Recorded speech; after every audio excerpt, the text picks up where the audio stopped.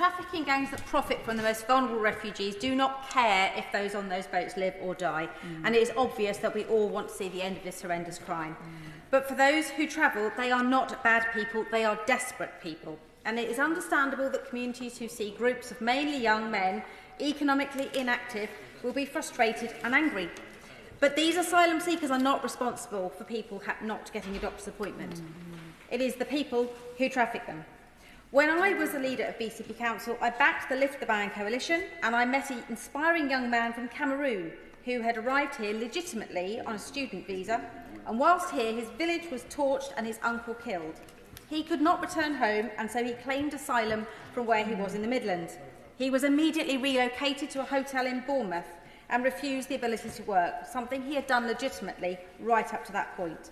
Letting him work would allow him to contribute to our community, not be a great drain on it.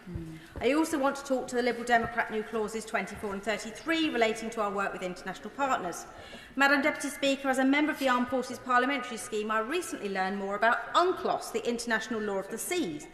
Article 99 covers the prohibition of the transport of slaves, but it does not cover human trafficking.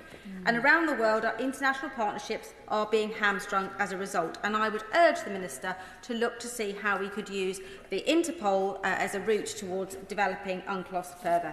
Finally, Madam Deputy Speaker, I want to speak against new clause 16, increasing the minimum income for a spousal visa to $38,000.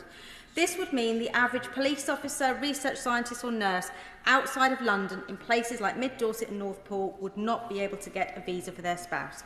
I was pleased the government paused the proposal, leaving the threshold at $29,000, as I'm concerned we could see a brain drain among many British professionals who would choose to leave the UK for their partners' home countries where they would be welcome. And I want to speak in particular for armed forces personnel that I've met, both in the constituency and through AFPS, in particular those coming from Commonwealth countries. They have answered our call to fight for our country, but they are forced to leave their spouses behind, as the lower threshold provided for them only applies after an extended period of service. Pushing that threshold up to 38,000 would take reunification out of their reach too. The current threshold ensures that families who can support themselves can stay together, and I would urge the government to leave it where it is.